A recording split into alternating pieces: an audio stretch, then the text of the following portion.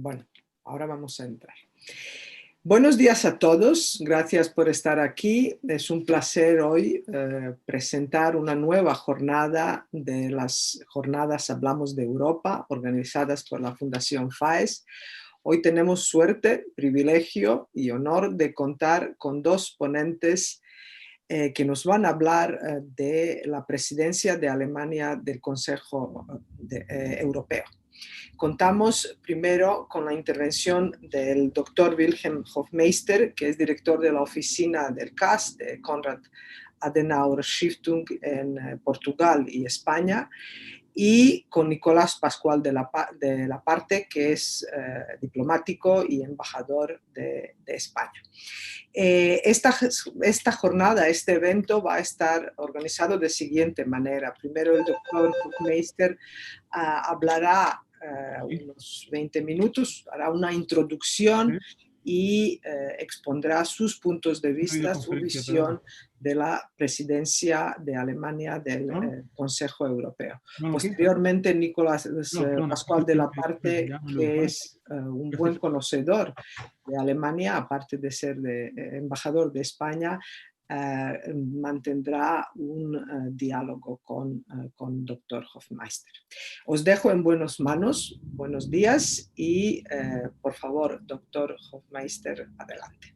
Muchas gracias por estar aquí. Muchas gracias, muy buenos días, Mira, y a todos los espectadores. Primeramente quiero agradecer a FAES, a Mira y a Javier Sasaluejos, el director de FAES, por la invitación de participar en este debate. Es un gran placer para mí.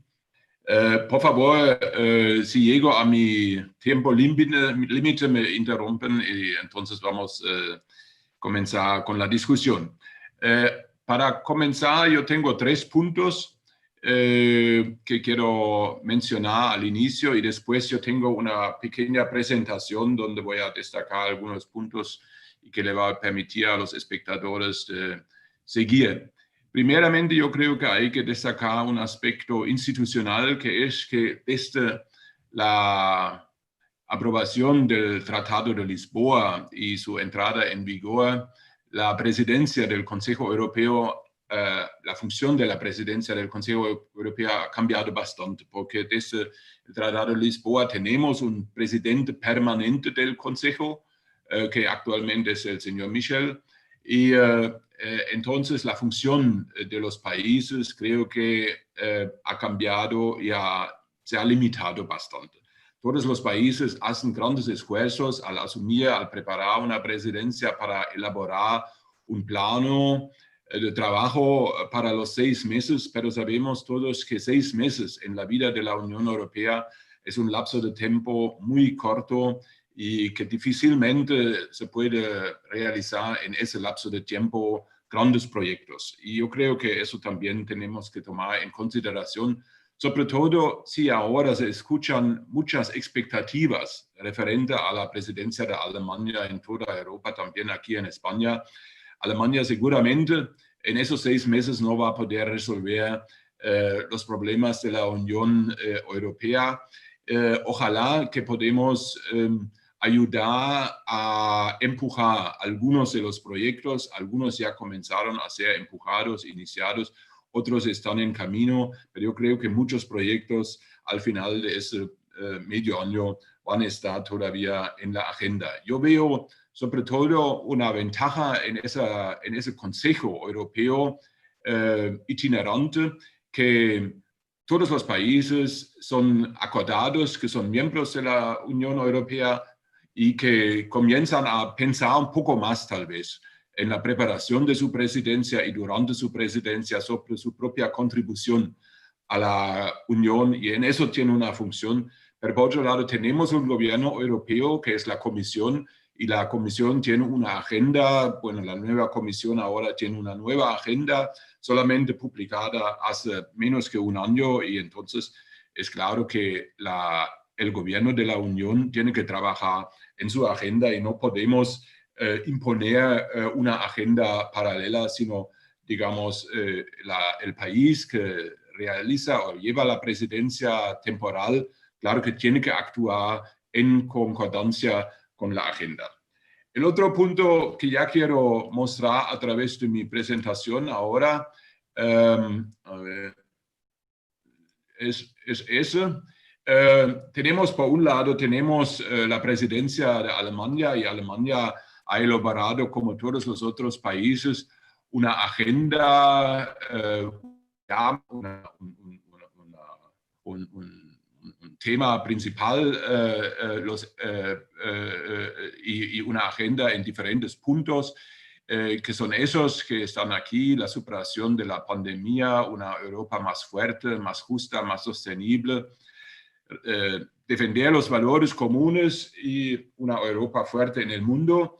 Eso es, digamos, el plano, pero la realidad también es esa. Muchas veces lo sabemos, todos los gobiernos lo saben, tienen un plan y al iniciar el trabajo gubernamental viene la realidad.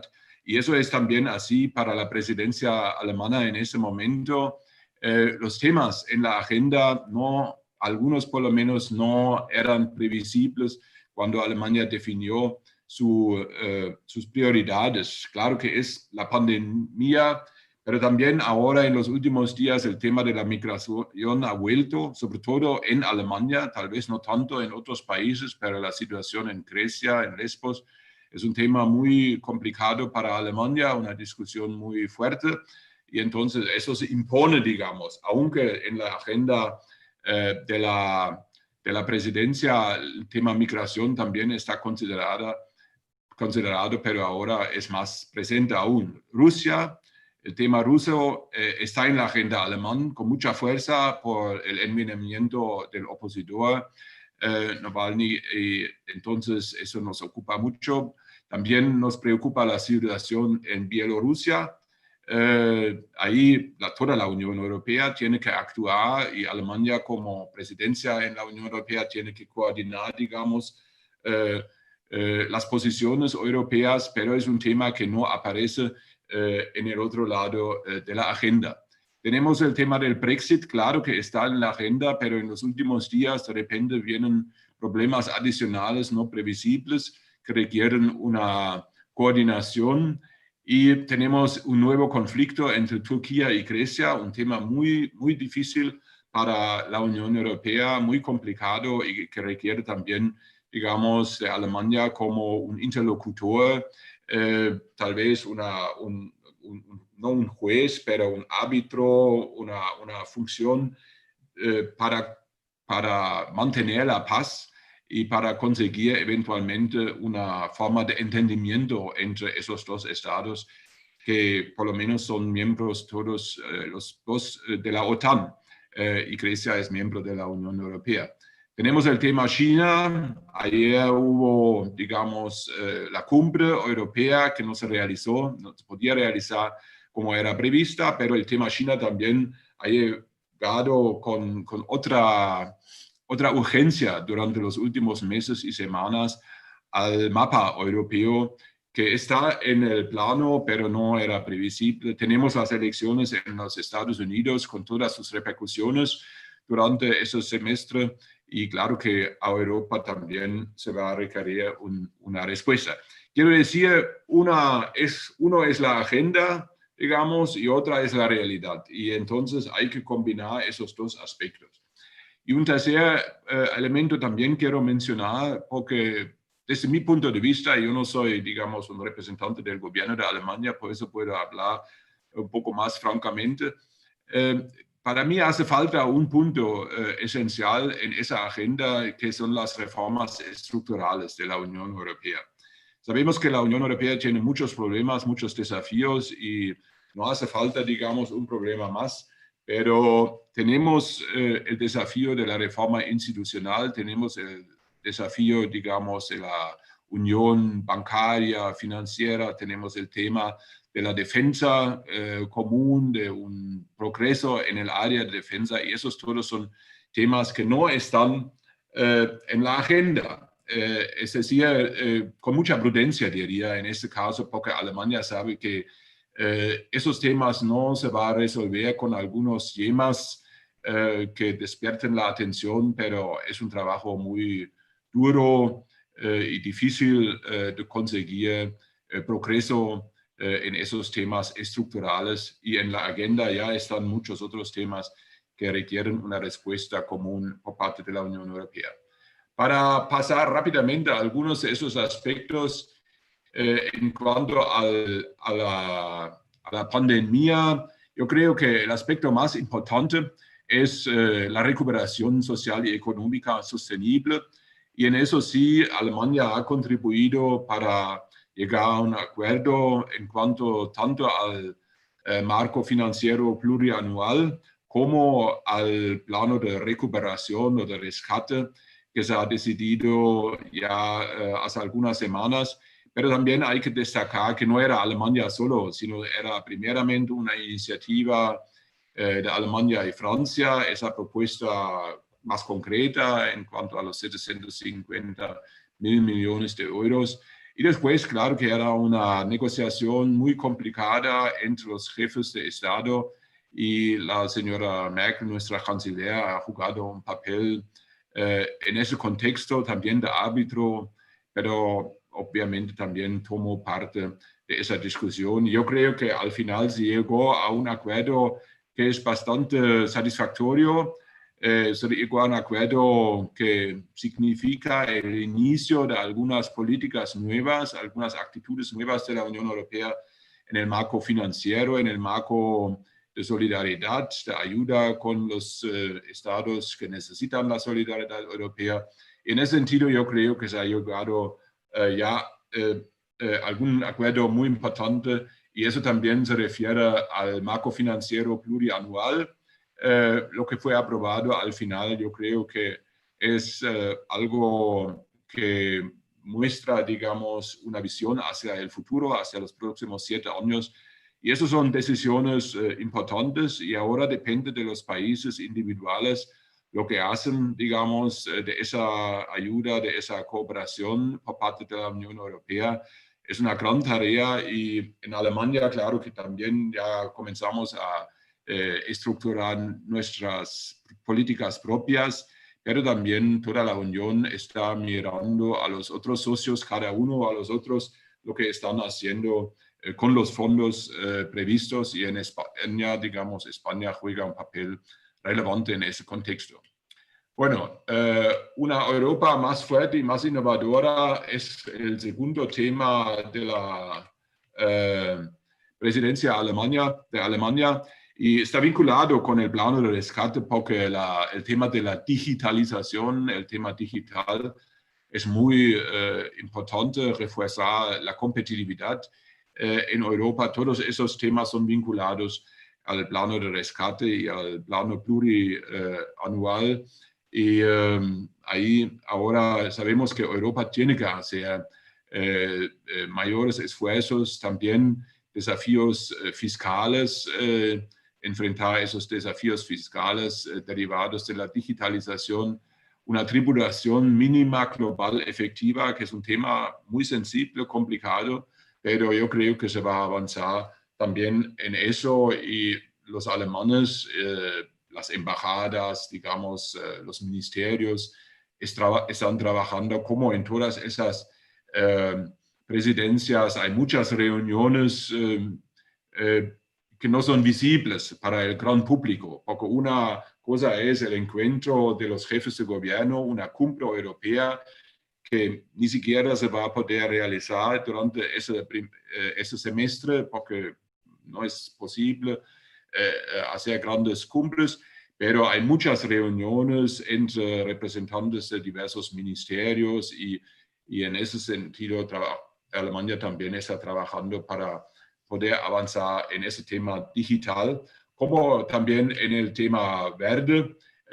Tenemos el Green Deal, tenemos el compromiso, eso sería el próximo punto, digamos, el tema sostenible, de la sostenibilidad. Tenemos el Plan Verde de Europa aprobado por el Parlamento, por la Comisión. Ya tenemos el compromiso de la presidenta de la Comisión de subir o elevar la meta en cuanto a eliminación de la emisión de gases carboníferos, a reducirlos a 55% por 55% de la tasa de 1990, que es una meta más ambiciosa que hasta ahora, y Alemania ya está trabajando y ya están avanzando, y ese sería un gran logro de la presidencia de Alemania si durante ese semestre al final se podía presentar el proyecto de ley concreto. Seguramente el proyecto de ley no va a ser aprobado por el Parlamento Europeo en ese medio año, pero ojalá, y en eso Alemania está trabajando, se puede por lo menos llegar a un acuerdo sobre el proyecto de ley, y eso ya sería para ese Green Deal, para ese acuerdo verde, eso ya sería un avance. El otro tema, una Europa justa, es un tema también muy sensible, porque eso se refiere no solamente a la dimensión social y cohesión social, sino también a la justicia, al Estado de Derecho dentro de la Unión Europea, y eso sabemos que hay algunos desarrollos dentro de la Unión Europea que son un poco complicados o que son prácticamente muy complicados, que tienen que ver con los valores comunes, los derechos, el Estado de Derecho en algunos estados europeos. Y eso ya ha sido una discusión muy complicada con países como Hungría, como Polonia, tenemos Rumania, tenemos Bulgaria, tenemos otros estados, y tenemos que llegar, digamos, a un mayor nivel de comportamiento comparecido, digamos, dentro de la Unión Europea respecto a las cuestiones del Estado de Derecho y de la democracia. Y tenemos el tema de la migración. Se está hablando mucho en esos días en Alemania, en algunos pocos estados de la Unión, de la necesidad de avanzar más aún con respecto a la política europea de migración. Lamentablemente, los avances son muy difíciles de conseguir, digamos, el progreso es muy lento, y sentimos justamente en ese momento con la situación en Lesbos, de los refugiados y todo eso, que no es fácil llegar a un acuerdo entre todos los socios europeos para que todos asuman su responsabilidad al respecto. También tenemos que respetar, digamos, la posición de Grecia. No es solamente, digamos, una actitud de aceptar un cierto número de refugiados, decir, ok, nosotros, los alemanes o otros, juntos vamos a recibir un cierto número de refugiados, sino también respetar el interés de Grecia, digamos, evitar situaciones parecidas en el futuro, que tal vez requiere estar un poco más firme en este momento respecto al deseo de algunos de los refugiados de salir directamente de Lesbos a Alemania o a algunos otros lugares. El punto es, creo, la política migratoria europea, y es un tema en la agenda. Es un tema en la agenda. Ojalá que llegamos hasta el final del año a algunos acuerdos adicionales, pero en ese momento parece que continúa a ser muy complicado. Y el otro tema, el último tema, digamos, de la presidencia alemana es su posición hacia afuera. Quiero destacar solamente 3 aspectos. Uno es China. Ayer había esa cumbre que no se podía realizar en vivo, digamos, físicamente.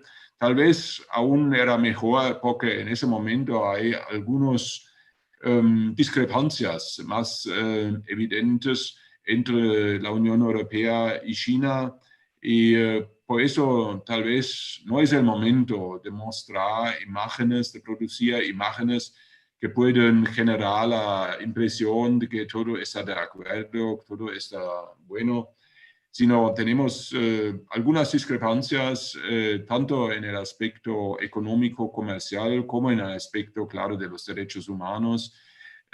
Sabemos de la situación en Hong Kong y de la supresión, de la represión de minorías en China, algo que fue mencionado ayer tanto por la canciller alemana como por otros representantes de la Unión Europea en la conversación con el presidente chino Xi Jinping.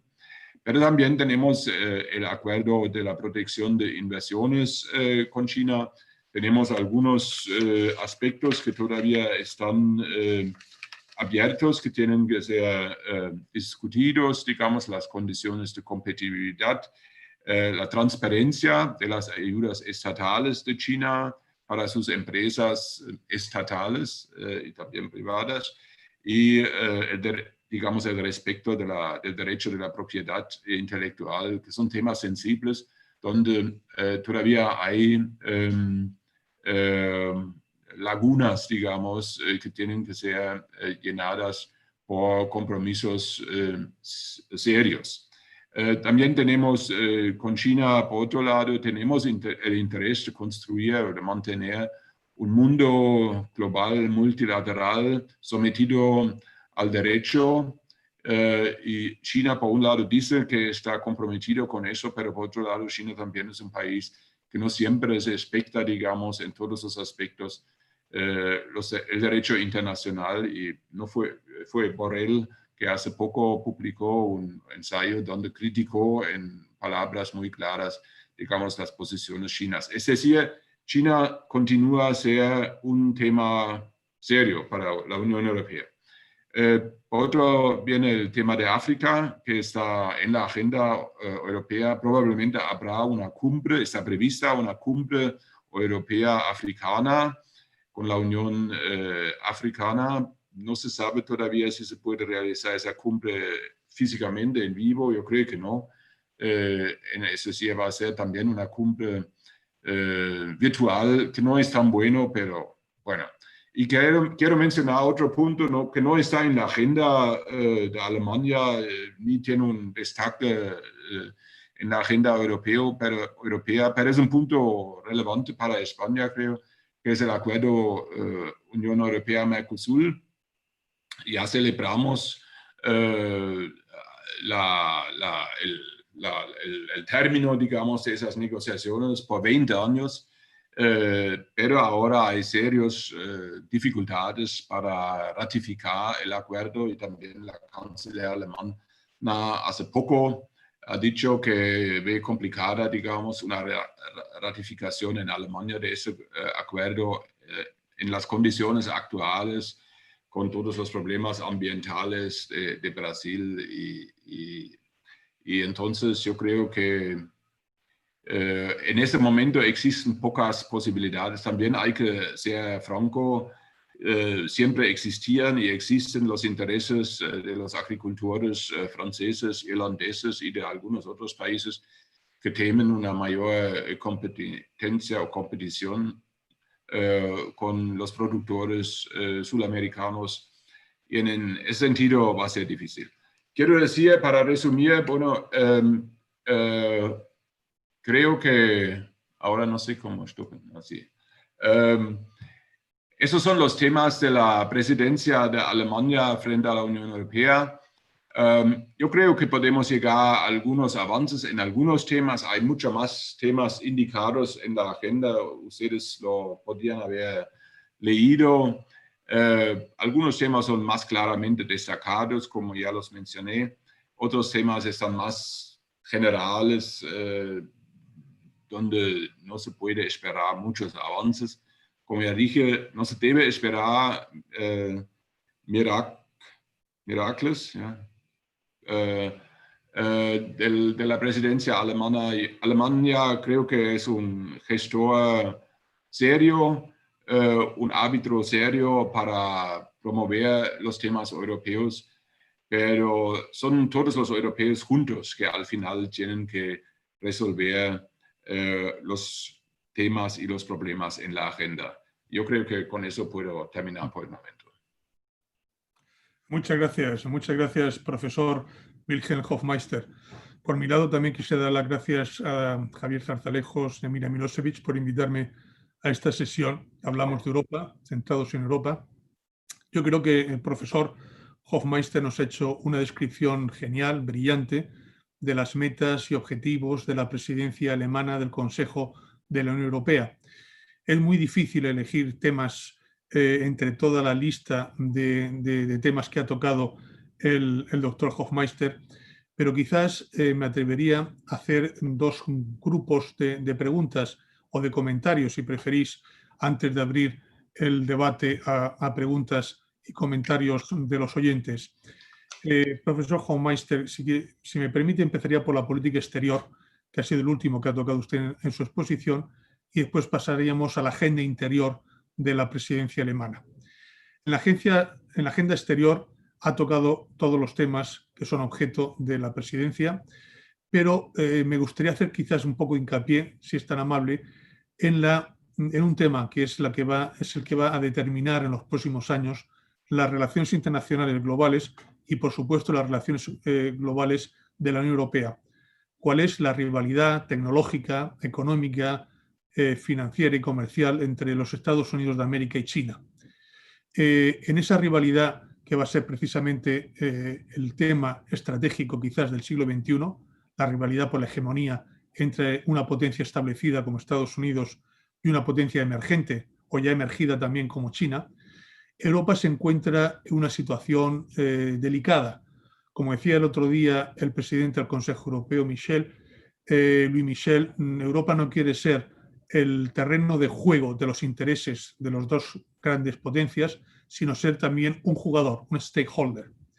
Ahora bien, si al mismo tiempo Europa aspira a tener su autonomía estratégica y su soberanía digital y su soberanía tecnológica, ¿cómo se compadece esa nueva autonomía estratégica que quiere conseguir Europa en el contexto global con la disputa entre China y Estados Unidos? Es decir, ¿cómo podría Europa encontrar su situación en ese nuevo contexto internacional de lucha sin cuartel entre China y Estados Unidos? ¿Cómo podría articular Europa su propio perfil, su propia personalidad? ¿Qué clase de relaciones de cooperación podría mantener con China, de asociación con Estados Unidos? ¿Cómo ve, profesor, el tema? Gracias.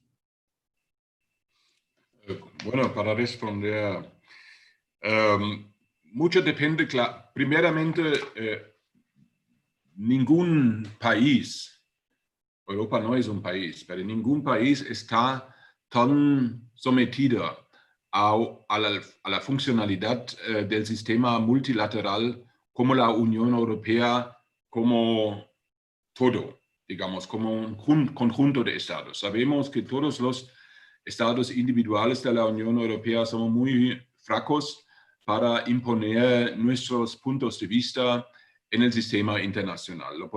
Aún Alemania también con un cierto peso económico y político no lo puede solo.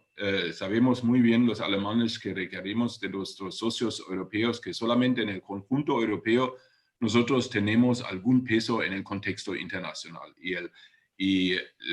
la función, el mantenimiento y el respeto del sistema multilateral es una condición esencial para la Unión Europea. Tanto en sus relaciones con China como con los Estados Unidos, como con otros actores. De ahí viene nuestro peso internacional en el sistema internacional. Ahora, no sabemos cómo los Estados Unidos se van a comportar después de las elecciones en noviembre. Se puede suponer que con una victoria del presidente Trump, los Estados Unidos continuarán, digamos, de distanciarse más aún del sistema multilateral y probablemente también las relaciones con Europa van a resfriarse más o van a enfriar más aún. Con otro presidente, con el señor Biden en la presidencia, tal vez, digamos, el compromiso multilateral de Estados Unidos va a volver hasta cierto punto. Por ejemplo, en el aspecto climático, tal vez van a aceptar el acuerdo del clima y otros aspectos más. La rivalidad entre China y Estados Unidos, yo creo que va a continuar, porque es un desafío tanto para Estados Unidos como también para China. Y la Unión Europea tiene que situarse entre esos bloques. Creo que tenemos intereses justificados de tener relaciones comerciales normales y regulares con China, siempre y cuando China respete las reglas internacionales, y por eso el acuerdo de inversiones con la Unión Europea es muy importante, porque eso tiene mucho que ver con el respeto de reglas internacionales. Pero también, claro, que dependemos de las relaciones con los Estados Unidos y queremos mantener los Estados Unidos como socio no solamente comercial, sino también de la seguridad en el contexto europeo. Nadie puede actuar por sí solo, y tampoco la Unión Europea puede actuar por sí solo, no puede imponer su punto de vista en el sistema internacional. Pero yo creo que el peso de la Unión Europea depende siempre de la unidad europea. Cuando más unidos somos en Europa, entonces más capacidad vamos a tener de imponer, o no de imponer, pero de representar nuestros intereses. Hemos visto que durante los últimos años China ha tratado de dividir un poco la Unión Europea. No solamente es Rusia, sino también China con sus inversiones en el este europeo.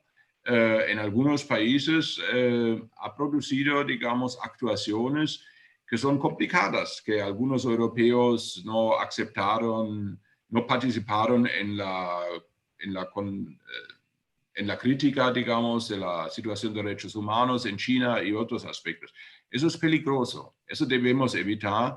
Algunos estados ya volvieron, digamos, al campo europeo. Podemos observar que ahora en la República Checa hay un cierto resfrío, digamos, de las relaciones que eran bastante estrechas con China, pero ahora descubren que China no siempre es un socio tan confidencial como se pensaba, y en otros aspectos también. Es decir, no debemos permitir que China, Rusia o Estados Unidos o cualquiera nos divida. Tenemos que estar unidos, y eso yo creo que es importante para mantener el peso de la Unión en el contexto internacional. Muchas gracias, profesor. Totalmente de acuerdo con su análisis. El segundo bloque de cuestiones que quizás convendría subrayar es la agenda de la presidencia alemana de hacer una Europa más fuerte, más sólida, más equitativa, más verde y más digital.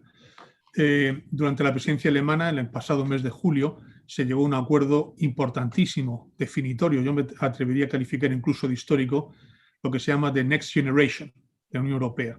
Es decir, los nuevos fondos, el nuevo fondo de reconstrucción y de resiliencia que se ha aprobado para acometer los efectos de la pandemia del COVID-19 en su aspecto sanitario, en su aspecto económico, social, incluso político.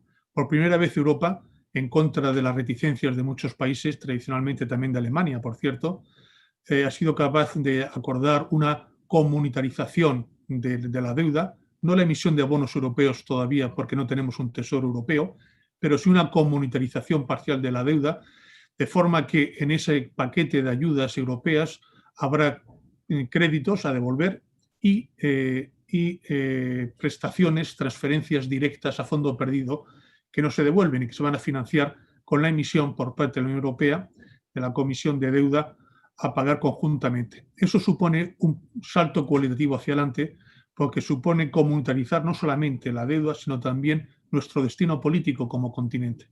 A partir de ahora, todos los países vamos a estar más estrechamente vinculados, unidos, porque compartimos un mismo interés financiero en el pago de esta deuda. Al mismo tiempo, el euro se va a convertir con esta emisión conjunta en una moneda internacional en la cual se puede endeudar. Esto ha sido el privilegio tradicional del dólar americano después de la Segunda Guerra Mundial, pero a partir de ahora también va a haber otra moneda alternativa al dólar en la cual otros países podrán comprar deuda conjunta. Eso, como digo, va a suponer un paso adelante en el compromiso entre los países europeos en cuanto a sus políticas financieras, políticas presupuestarias y políticas fiscales. ¿Cómo ve ese cambio de actitud de Alemania, que antes no aceptaba bajo ningún concepto la comunitarización de la deuda? ¿Va a suponer esto un cambio también político en las élites políticas y económicas alemanas o es un gesto puramente coyuntural? Gracias. Yo creo que es más que un gesto coyuntural, porque aquí en España principalmente y en algunos de los otros países que enfrentaron esa crisis financiera hace algunos años, se sabe que le costó mucho a algunos representantes políticos de Alemania de aceptar la idea de compartir, digamos, las deudas y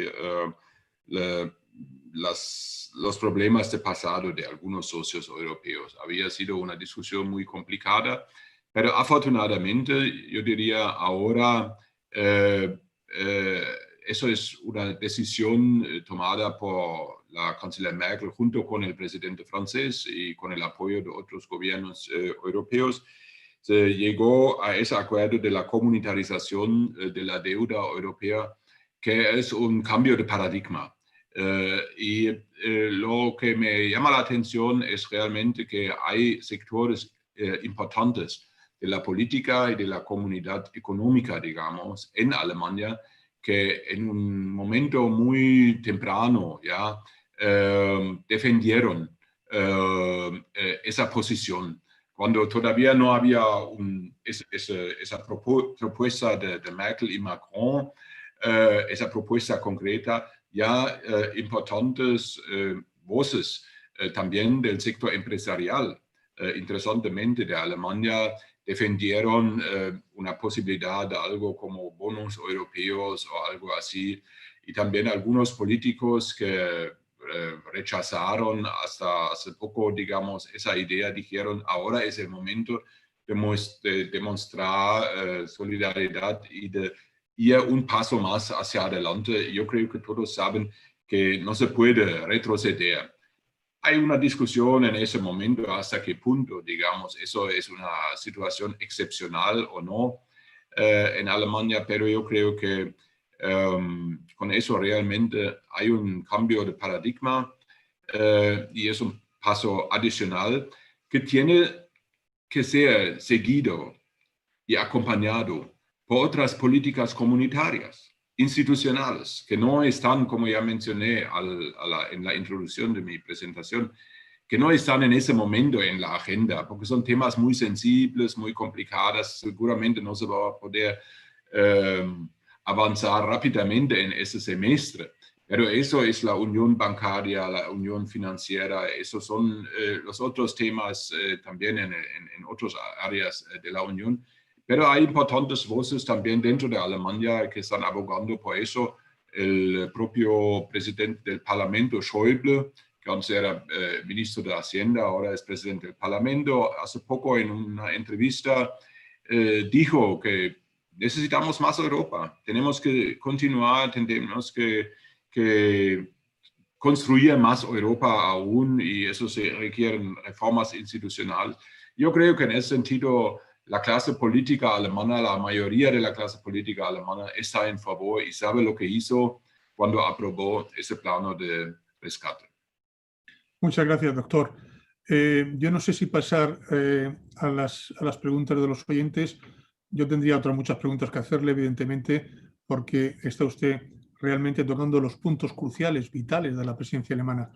Si no hay peticiones, o yo no las escucho, me gustaría hacerle una pregunta, preguntarle su opinión de experto, doctor, un poco más sobre la política interior alemana, una vez que hemos abordado rápidamente el bloque internacional de la presidencia alemana y el bloque doméstico.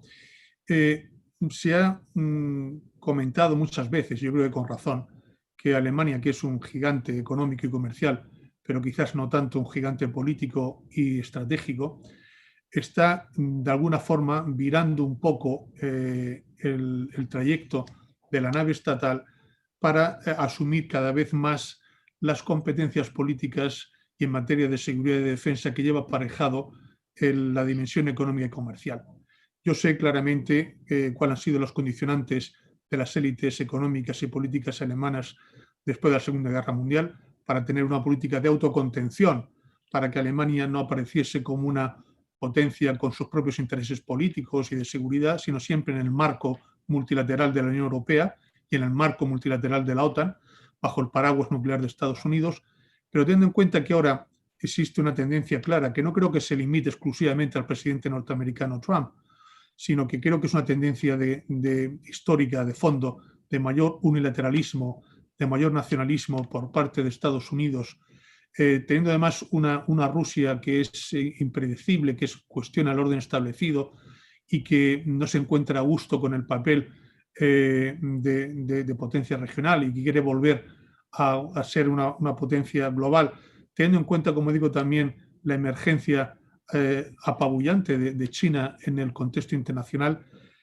¿No cree que ha llegado ya el momento de que Alemania se sacuda los últimos vestigios de la autocontención política posterior a la Segunda Guerra Mundial y asuma ya el papel de líder político y de líder de temas de seguridad y defensa dentro del marco, por supuesto, de la Unión Europea multilateral, pero con una personalidad y un perfil propio? Doctor. Es una pregunta complicada para Alemania. Si quiere escuchar mi opinión personal, que combina, digamos, que está de acuerdo con opiniones de algunos sectores políticos en Alemania, estamos conscientes y de acuerdo que Alemania asumiera, digamos, un papel más destacado en el área de la defensa de la política de seguridad. Pero la opinión pública alemana y los partidos políticos en Alemania, importantes partidos políticos en Alemania, están en contra. Y eso es muy difícil de cambiar, tanto la opinión pública como la posición política de algunos de esos partidos y también socios de gobierno, actuales y futuros. En el futuro vamos a tener otra vez un gobierno de coalición y seguramente uno de los socios, no sabemos quién serán los socios, pero por lo menos uno de los socios de una futura coalición va a rechazar un mayor compromiso en el área de defensa o de seguridad internacional de Alemania. Y por eso es muy difícil cambiar en general, digamos, o en todo la actitud de Alemania en esa área. ¿Ya? Para mí y para muchos, también muchos comentaristas en Alemania, digamos, el hecho de que Alemania no asume su compromiso en el contexto de la OTAN de gastar 2% de su PIB en materia de defensa. Es una vergüenza, ¿ya? Es una falta de respeto de un compromiso internacional, ¿ya? Eso es claramente. Pero es políticamente muy difícil. En ese sentido, digamos, ya no era solamente el presidente Trump, o no es solamente el presidente Trump, sino era también el presidente Obama y otros que reclamaron ya en el pasado un mayor compromiso, tanto financiero como real, digamos, de participación de Alemania en algunos esfuerzos internacionales para guardar, para promover la seguridad internacional. Pero lamentablemente eso es muy difícil porque toda la materia de política de defensa está en manos del Parlamento. También es una situación bastante, no excepcional, pero característica para Alemania. No es así en muchos otros países. Es decir, en Alemania no es el presidente del gobierno, la canciller, o la ministra de Defensa, que en teoría son los jefes, digamos, de ejército, sino es el Parlamento que al final decide sobre intervenciones militares externas, ¿ya? Y es decir, tenemos todo el debate político en esa cuestión y no tenemos mayoría. No tenemos mayoría en el Parlamento, o es muy difícil ahora, digamos, la prolongación de la presencia de Alemania en Afganistán o la prolongación de los, casi no son tropas, digamos, que es una tropa mínima de Alemania en África, en Mali, junto con los franceses, y Alemania siempre guarda no participar, digamos, en situaciones de combate. Para eso, yo lo digo, lamentablemente no hay mayoría en el Parlamento y no hay mayoría previsible para el futuro. Por eso tenemos que avanzar en el contexto europeo. Tal vez sería más fácil, ¿ya? Avanzar con una política de defensa europea que avanzar en un compromiso, digamos, unilateral o directo de Alemania en esa área. Muchas gracias, profesor. Veo que por el reloj que estamos hablando ya 55 minutos y yo creo que hemos cumplido con lo previsto. Yo tendría muchísimas preguntas que hacerle.